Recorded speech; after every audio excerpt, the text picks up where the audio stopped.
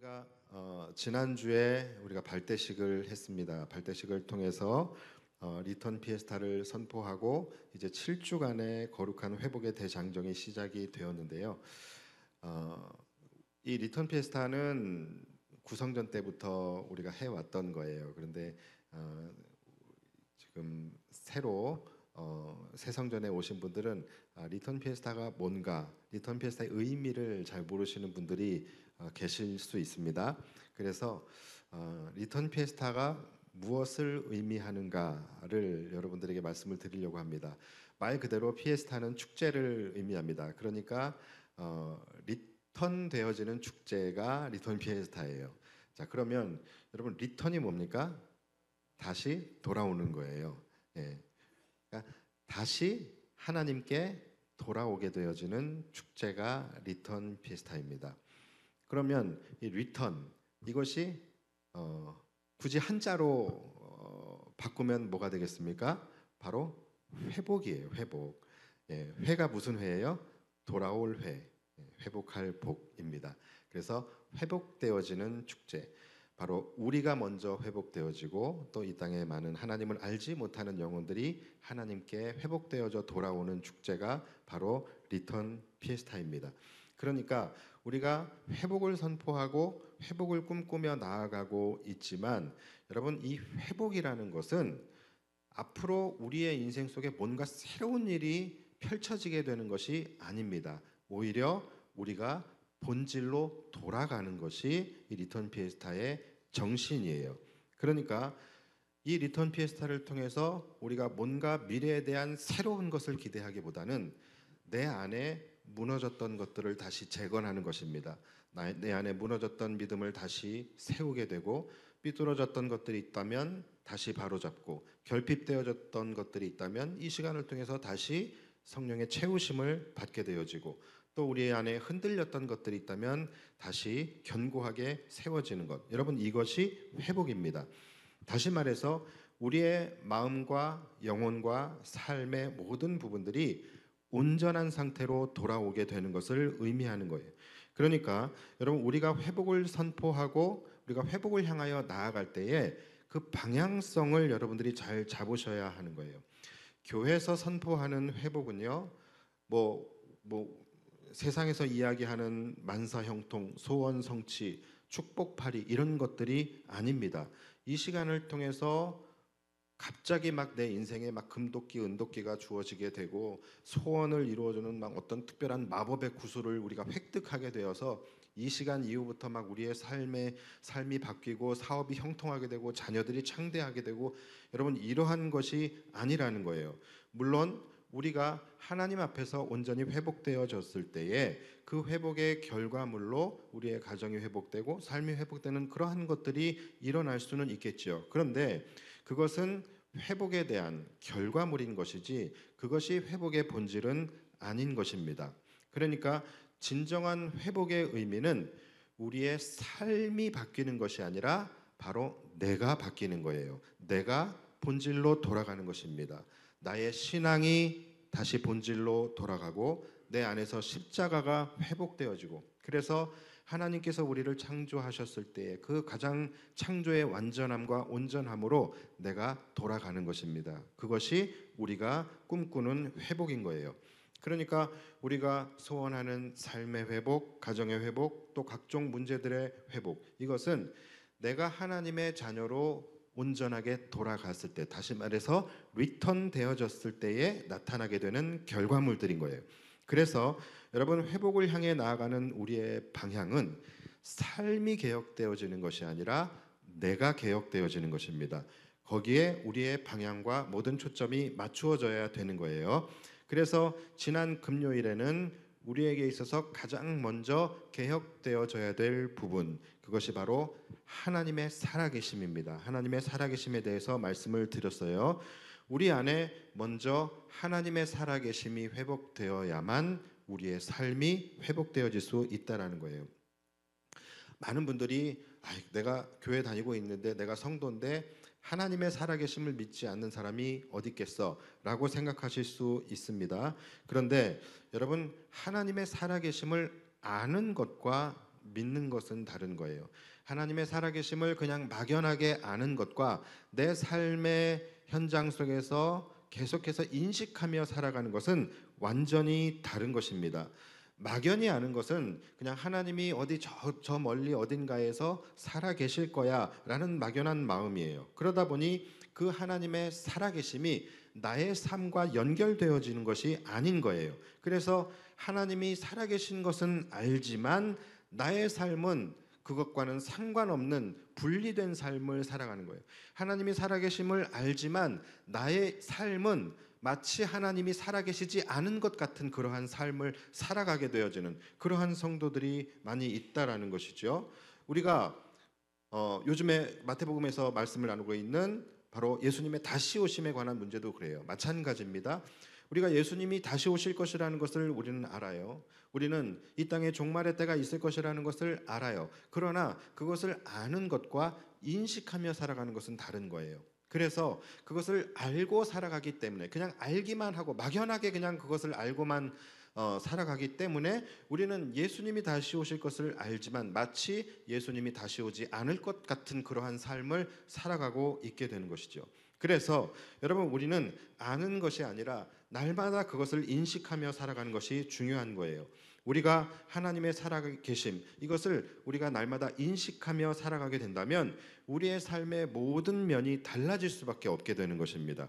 우리가 기도를 해도 그냥 막연히 아는 하나님, 어딘가에 계실 하나님에게 기도하는 기도와 내 안에 살아계셔서 나의 기도를 지금 듣고 계시고 귀를 기울이고 계시는 그 하나님께 기도하는 기도, 이것은 다를 수밖에 없는 거예요.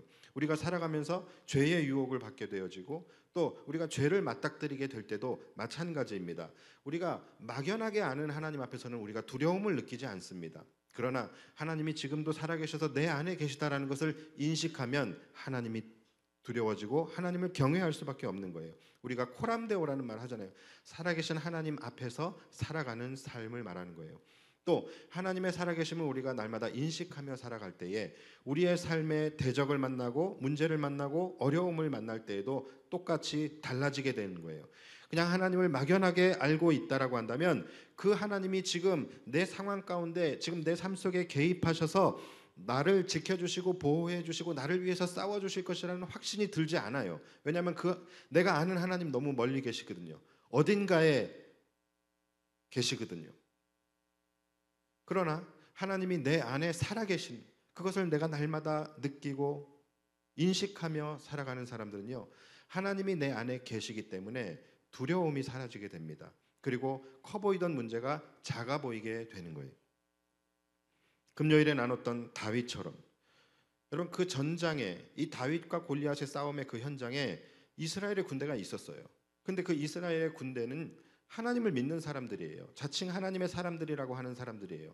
그런데 이 사람들이 믿는 하나님은 살아계신 하나님이 아니라 살아계실지도 모르는 그냥 막연한 하나님이었던 것 같아요. 그러다 보니 골리앗을 보자마자 이들의 마음 가운데 두려움이 엄습하고 두려움이 생기니까 대적이 커 보이게 되는 것이죠. 그가 구척장신 거의 3m 되는 키라고 하는데 그들의 눈에는 3m가 아니라 30m처럼 보였던 거예요. 사울도 마찬가지예요. 그러니까 사울을 비롯하여 모든 이스라엘 군대가 골리앗이라는 한 대적 앞에서 벌벌벌 떨고 있었던 것이죠. 그런데 다윗은 그게 아니었어요. 다윗의 안에는 하나님이 살아계셨습니다. 그렇기 때문에 그는 작을지언정 큰 다윗을 보면서도 3m의 다윗이 30cm로 보이게 된 거예요. 그러니까 여러분, 항상 대적은 똑같아요. 그리고 대적은 변하지 않습니다.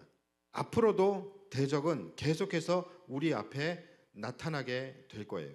그런데 무엇이 달라지느냐면 그 대적이 우리의 눈에, 나의 눈에 어떻게 보이느냐가 달라지게 되는 거예요. 하나님의 살아계심과 하나님이 나와 함께 하심을 믿으면 나의 눈의 대적이 작아 보이게 되는 거예요. 반면에 하나님의 살아계심과 하나님이 나와 함께 하심을 믿지 못하는 사람들은 내 눈앞에 어려운 문제가 있고 대적이 있을 때 그것이 한없이 커 보이게 되는 차이가 있는 거예요. 그러니까 여러분, 우리가 기도를 하더라도 기도해야 할 방향은 어떻게 돼야 되겠습니까? 내 앞에 있는 대적을 없애주세요. 여러분, 이런 기도는 의미가 없는 거예요. 이런 기도가 아니라 하나님의 살아계심이 내 안에서 회복되게 하여 주옵소서. 하나님이 나와 함께 하심을 그 믿는 그 믿음을 나에게 허락하여 주옵소서. 그러면 내 앞에 대적이 작아 보이게 되는 것이죠. 그러니까 여러분, 회복이라는 것은 내 삶의 상황이 바뀌어지는 것이 아니에요. 우리는 내 삶의 상황이 바뀌어지는 것이 회복이라고 생각하고 내 삶의 문제들이 해결되는 것이 회복이라고 생각해요. 그런데 여러분, 회복은 상황이 바뀌는 것이 아니라 내가 바뀌어지는 것입니다. 여러분, 문제가 해결된다고 해서 회복되는 게 아니에요. 이 문제가 해결되면 또 다음 문제가 있습니다. 항상 우리의 상황은 이 상황이 잠잠해지면 또 다른 상황이 기다리고 있는 것이 우리가 살아가는 불완전한 세상인 거예요.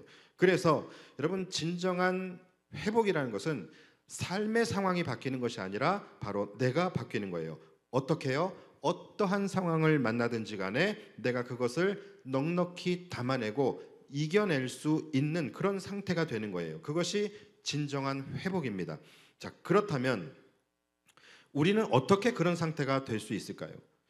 일단은 여러분들이 살아봐서 아시겠지만 여러분, 우리의 힘으로는 우리는 세상을 이기지 못합니다. 우리의 힘으로는 그것이 불가능해요. 하나님의 힘이 우리에게 부어져야지만 우리는 그런 상태가 될 수 있는 거예요. 자, 그렇다면 하나님의 힘이 내 안에 부어지기 위해서는 어떻게 돼야 됩니까? 바로 살아계신 하나님이 우리와 함께 계셔야 되는 것이죠. 자, 오늘 말씀의 제목이 하나님은 나와 함께 계십니다요. 여러분, 이 임마누엘의 은혜가 우리에게서 고백되어져야 우리가 모든 삶의 상황들을 이겨낼 수 있고 우리의 삶이 회복될 수 있는 것입니다. 금요일의 제목이 뭐였어요? 하나님은 살아계십니다였어요. 여러분, 이것이 다 부제가 달려요. 부제가 회복원입니다. 그러니까 우리가 회복되기 위해서 세팅되어져야 할 회복의 조건 첫 번째가 하나님은 살아계십니다를 내가 내 믿음으로 인식하는 거예요. 그리고 두 번째가 바로 하나님이 나와 함께 계십니다. 다시 말해서 임마누엘의 은혜, 이것이 우리에게 부어지는 것, 이것이 회복의 두 번째 조건인 것이죠. 여러분, 오늘 본문의 말씀을 보시면 오늘 본문의 말씀 우리가 금요일마다 나누고 있는 사사기의 말씀, 그 중에서도 기드온의 이야기예요. 여러분, 기드온이라는 사람, 이 기드온이라는 사람은 원래 아주 찌질한 겁쟁이의 쫄보의 아주 소심한 사람이에요. 우리가 잘 알고 있죠. 자, 그랬던 기드온인데 나중에는 큰 용사가 되어서 민족을 구원하는 위대한 사사가 됩니다. 자, 우리는 이 과정을 우리가 함께 묵상하면서 함께 지금 나누고 있어요. 금요일마다. 자, 그런데 여러분, 이 기드온이 변화되어지고 회복되어져가는 이 엄청난 사건의 이 변화의 중심에는 굉장히 중요한 두 가지의 사건이 있었어요. 자, 오늘 제가 여러분들과 그것을 함께 좀 나누려고 하는데요. 만약 여러분들 가운데 기드온과 같이 내 인생에 좀 의미 있는 변화가 일어나기를 소원한다 하시는 분들은 오늘의 말씀을 좀 잘 들어주시기 바랍니다.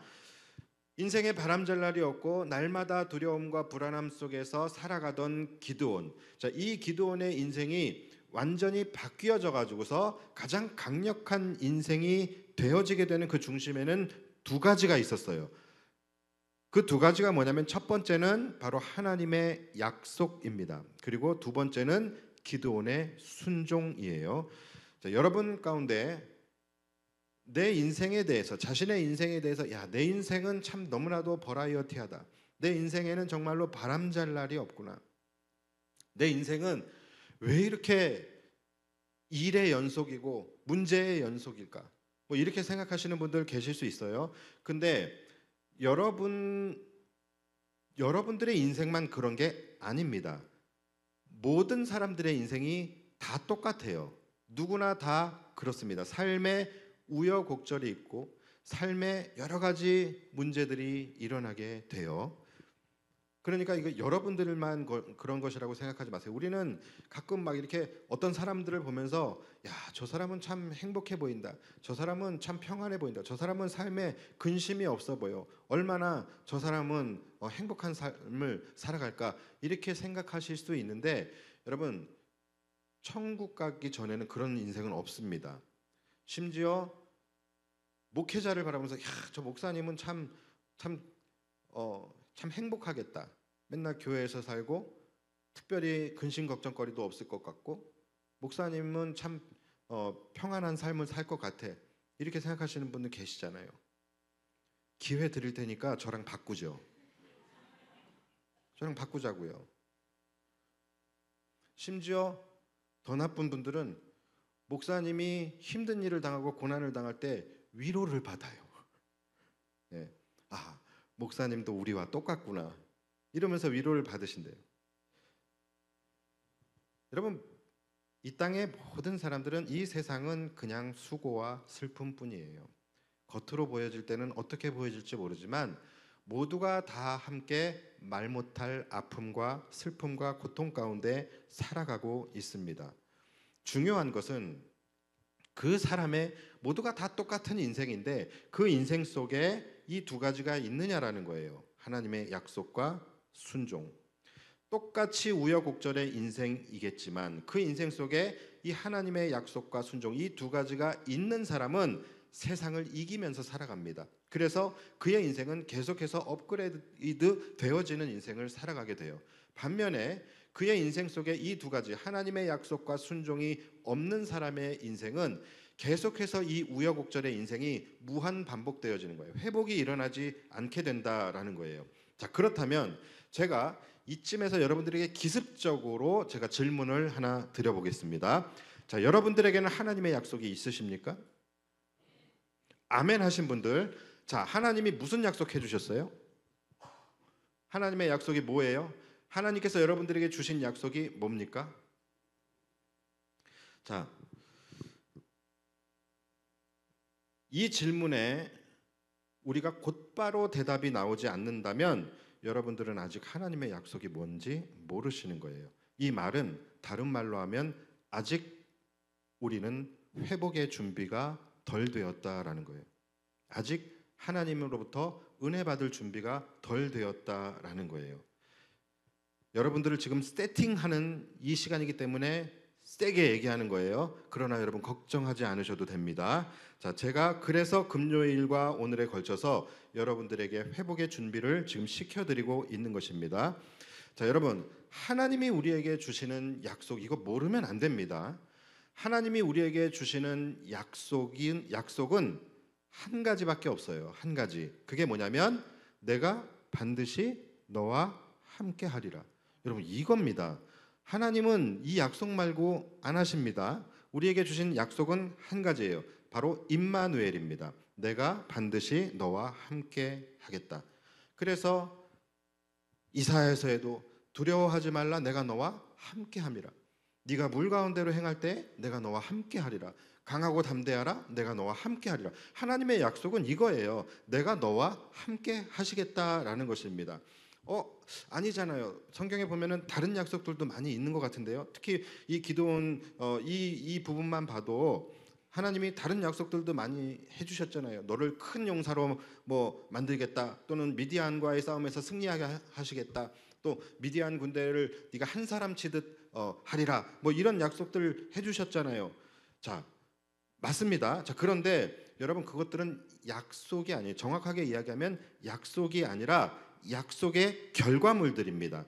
하나님의 약속은 내가 반드시 너와 함께 하리라예요. 그리고 그렇기 때문에 그것으로 인해서 내가 큰 용사가 되어지는 것이고, 그것으로 인해서 미디안과 싸움에서 승리할 수 있게 되는 것이고, 그러니까 이러한 것들은 하나님의 약속에 대한 결과물이지 하나님의 약속이 아니야. 하나님의 약속은 하나예요. 뭐예요?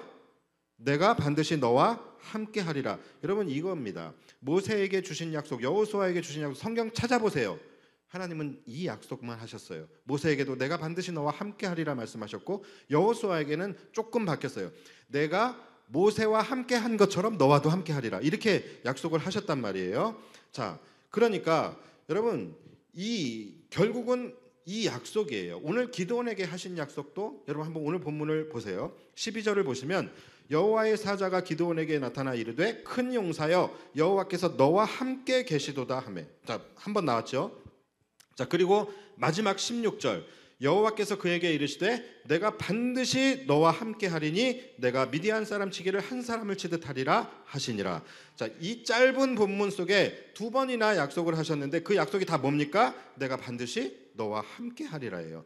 미디안 사람을 한 사람 치듯 할 거야. 이것도 약속 아닙니까? 아니라니까요. 아니라니까요. 약속이 아니라 이것은 약속의 결과물인 거예요. 16절 다시 한번 보세요. 여호와께서 그에게 이르시되 내가 반드시 너와 함께 하리니. 자, 그러니까 이 할인이 전에 게 원인이 되는 것이고 할인이 다음에 나오는 것이 결과인 거예요. 그러니까 내가 너와 함께 했을 때 어떻게 된다고요? 네가 미디안 사람 치기를 한 사람 치듯 하리라 하시니라. 이건 결과물인 거예요. 그러니까 하나님과 함께 하시는 것은 원인이 되는 것이고 그 이후에 우리가 미디안을 승리하게 되어지는 것, 이것은 결과인 거예요. 그래서 여러분, 하나님의 약속이 중요한 것입니다. 그런데 항상 우리를 보면은 우리의 초점은 항상 어디에 맞춰져 있어요? 정작 중요한 하나님의 약속에 맞춰져 있는 것이 아니라 그 약속은 건너뛰고 그 약속으로 인하여 나타나게 되어지는 결과물에만 우리는 집중하게 되어지고 그 결과물만을 구하는 기도를 드릴 때가 많이 있다라는 거예요. 그런데 여러분, 원인이 없는데 어떻게 결과가 있을 수 있겠습니까? 그러니까 여러분, 우리는 신앙의 방향 또 기도의 방향은 우린 무엇에 집중해야 합니까? 결과물이 아니라 원인에 집중해야 되는 거예요. 하나님의 약속, 그 하나님의 약속을 구하는 거예요. 그 약속이 뭡니까? 내가 반드시 너와 함께 하리라. 그러니까 하나님이 나와 함께 하시는 임마누엘의 은혜를 구하며 살아가는 것. 여러분, 우리는 여기에 집중해야 된다는 거예요. 우리의 기도도 여기에 집중되어져야 되는 거예요. 그런데 약속에는 집중하지 않고 결과물에만 집중하는 기도를 하고 있다 보니까 하나님의 약속이 뭐냐고 물었을 때 우리는 선뜻 대답을 못하는 거예요. 왜요? 이런 기도 해본 적이 없으니까. 여기에 대해서 내가 그렇게 깊이 생각해보지 않았으니까. 그런데 여기서부터 우리는 회복돼야 됩니다. 여기서부터 바뀌어야지 우리가 은혜 받고 회복되어질 세팅이 되어지는 거예요. 하나님이 우리와 함께 하셔요. 그리고 하나님은 그것을 원하세요. 하나님이 우리에게 원하시는 것은 우리와 함께 하시며 하나님의 능력이 우리의 능력이니까 하나님이 우리와 함께 하심을 통하여 하나님께서 우리의 힘이 되어주시고 우리의 능력이 되어주시고 우리의 생명이 되어주시고 우리의 소망이 되어주시는 것, 이것이 하나님께서 원하시는 하나님의 소원이에요. 자, 그런데 우리는 항상 하나님은 됐고 그 다음 것들만 주세요. 힘만 주시고 능력만 주시고 은혜만 주시고 소망만 주시고 이것만 구하며 우리는 믿음 생활을 한다라는 거예요. 그런데 여러분, 절대 착각하시면 안 됩니다. 우리가 간절히 바라고 또 우리가 회복을 소망하는 것들 우리가 적어서 여기다 다 넣으셨잖아요. 여러분, 이러한 것들이 이루어지기 위해서는요, 임마누엘, 하나님이 우리와 함께 계셔야지만 얻을 수 있는 결과물들인 거예요. 이것들은. 그러니까 왜 그런지 제가 서두에서 말씀을 드렸죠. 왜 하나님이 우리와 함께 하셔야 합니까? 그래야지만 하나님의 능력이 우리에게 부어질 수 있기 때문에 그런 거예요. 하나님이 우리와 함께 하시는 순간 하나님의 힘과 하나님의 능력과 하나님의 모든 것이 기드온에게 부어져서 그것이 이제 기드온의 것이 되었던 것처럼, 그러니까 하나님이 나와 함께 하신다는 이 임마누엘의 은혜, 여러분들 우습게 보시면 안 되는 겁니다.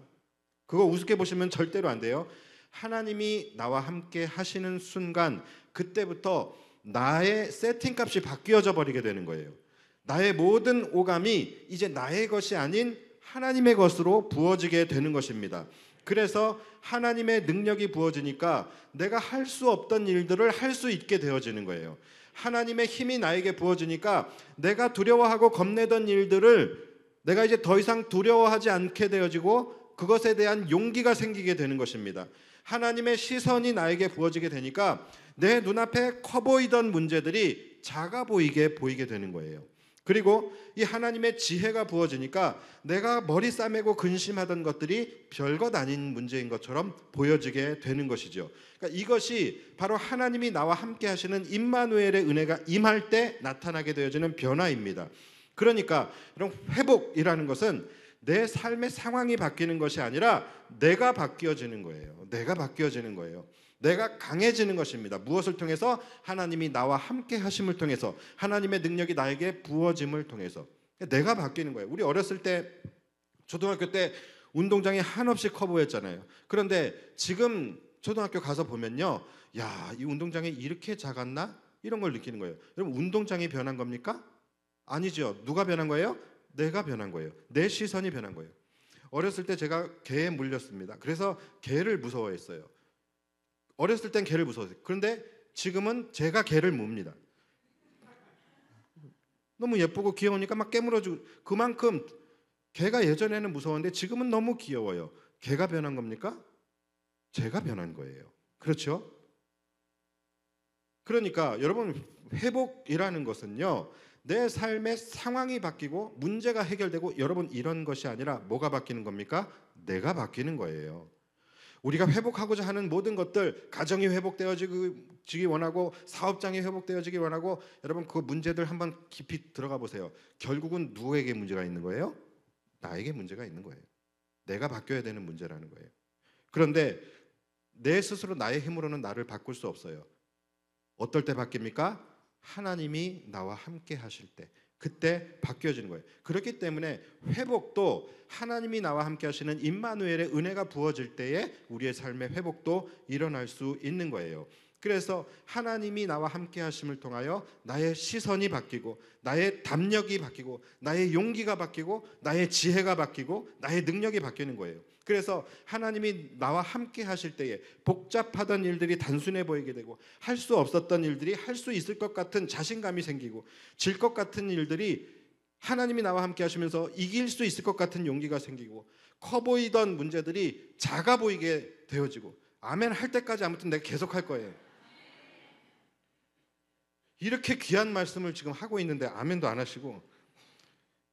그러니까 내가 그렇게 하나님으로 말미암아 강력해질 때에, 그때에 내 삶의 결과물들이 달라지게 되는 것이죠. 여러분, 그것을 우리는 회복이라고 하는 것입니다. 회복은 상황이 바뀌는 것이 아니라 하나님이 나와 함께 하심으로 말미암아 내가 강해지는 거예요. 그렇게 내가 강하게 바뀌어질 때 우리 안에 세상에 두려웠던 것들이 우스워 보이게 되고, 같잖아 보이게 되고, 조그매 보이게 되는 것입니다. 자, 여러분 여기서 잘 들으세요. 자, 세상이 우스워 보이고 같잖아 보이고 큰 문제가 조그매 보인다. 자, 여러분 그때 내가 느끼게 되는 것이 뭡니까? 바로 평안이에요. 그러니까 내가 굳이 싸울 필요를 느끼지 못하고, 내가 굳이 싸워서 이기지 않아도 전혀 두렵지 않고 같잖아 보이는 것. 우리가 살면서 고난을 만날 수 있어요. 그런데 그 고난이 해결되지 않았지만, 문제가 해결되지 않았지만, 그렇다고 할지라도 이 고난이 내 삶의 털끝 하나 건들지 못한다라는 것을 내가 알기 때문에 전혀 두려워하지 않고 불안해하지 않고 그냥 같잖아 보이는 것. 여러분, 그것이 평안입니다. 그래서 평안이라는 것은요, 가장 강한 자들만이 느낄 수 있는 거예요. 약한 자들이 고난을 만났을 때에 긍정적인 마인드 세팅을 해가지고서 정신 승리하는 것, 여러분 이것이 평안이 아닙니다. 우리는 평안이라는 은혜에 대해서 그렇게 우리는 사모하지 않아요. 왜냐하면 이 평안이라는 것이 굉장히 유약해 보이는 그런 느낌이거든요. 근데 여러분, 평안은 가장 강한 자만이 누릴 수 있는 것이 평안이에요. 평안은 평화주의자들이 누리는 게 아니에요. 평안은 선포한다고 누릴 수 있는 게 아니에요. 여러분, 나라가 평안한 것도 나라가 평화를 선포한다고서 평안해집니까? 아니에요. 가장 강해져야지만 나라가 평안할 수 있는 거예요. 그러니까 여러분, 평안이라는 거 우습게 보지 마십시오. 우리가 누릴 수 있는 은혜 중에서 가장 큰 은혜가 평안의 은혜입니다. 여러분, 밀림에서 사자가 왜 평안할 수 있어요? 사자가 평화주의자여서 그래요? 아니죠. 밀림에서 가장 강한 존재가 사자이기 때문에 그런 거예요. 그래서 그런 싸울 필요성을 느끼지 못해요. 모든 게 같잖아요. 맹수들이 앞에서 왔다 갔다 해도 그 앞에서 배 깔고 잘 수 있는 것이 사자예요. 왜요? 사자가 가장 강하기 때문이에요. 여러분, 우리가 하나님이 나와 함께 하시면 그렇게 돼야 되는 거예요. 세상에서 우리가 맹수와 같은 그런 고난과 시련과 문제들이 우리 앞에 어슬렁거리지만 그 앞에서 우리는 시원하게 배 깔고 잘 수 있는 것, 여러분 그것이 평안인 것입니다. 그러니까 하나님이 나와 함께 계실 때 그러한 것들이 일어날 수 있는 거예요. 우리는 하나님 믿으면서 막 형통, 창대, 번영, 번성 이런 단어들 좋아하잖아요. 그런데 여러분, 우리에게 가장 귀중한 단어는 바로 임마누엘과 평안입니다. 이 두 가지 여러분 놓치시면 안 돼요. 우리는 그런데 항상 제일 중요한 것들을 소홀히 여기며 살아가요. 여러분 그것들부터 회복하시기 바랍니다. 말씀을 정리하겠습니다. 여러분 절대로 이 순서를 잊지 마시고 이 순서를 건너뛰지 마십시오.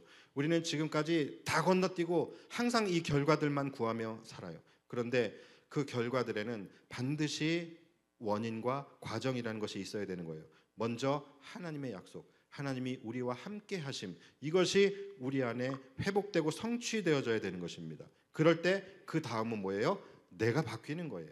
내가 하나님의 은혜로 그 능력이 나에게 부어짐을 통해서 내가 바뀌어지게 되는 거예요. 그래서 겁쟁이 기드온이 큰 용사가 된 것이고, 그럴 때에 유약하던 우리들이 강한 존재가 될 수 있는 것입니다. 그럴 때에 우리의 삶에 평안도 회복도 일어날 수 있는 거예요. 마지막으로 순종입니다. 여러분 오늘 본문을 보면 하나님께서 기드온과 함께 하시겠다라는 약속과 더불어 한 가지의 사명을 주세요. 자, 그것이 14절입니다. 여호와께서 그를 향하여 이르시되 너는 가서 이 너의 힘으로 이스라엘을 미디안의 손에서 구원하라. 내가 너를 보낸 것이 아니냐 하시니라. 자, 하나님께서 기드온을 강하게 하시는 이유는 바로 너는 가서 이스라엘을 구원하라라는 거예요. 이 사명 때문이에요.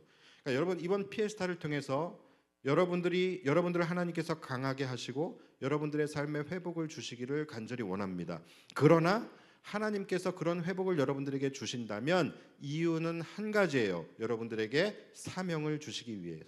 어떤 사명입니까? 너는 가서 이 지역의 사람들을 구원하라. 여러분 이 사명이에요. 그러니까 우리가 이 사명을 외면한다면 우리는 회복도 기대할 수 없게 되는 거예요. 그래서 한 사람의 인생이 변화되어지는 데는 반드시 필요한 것이 두 가지예요. 하나님의 약속과 바로 사명에 대한 순종입니다.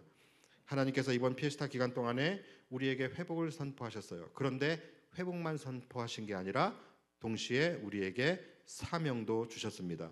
여러분 우리의 삶이 바뀌길 원하고 회복되기 원한다면 이 두 가지가 함께 이루어져야 하는 거예요.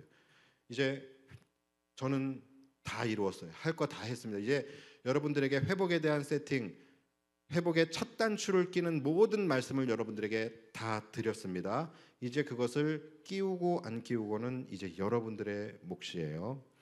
이 회복의 첫 단추를 잘 끼우시고 앞으로 시간 강사님들이 주시는 귀한 말씀을 담아서 여러분들의 나머지 단추를 채우시기 바랍니다.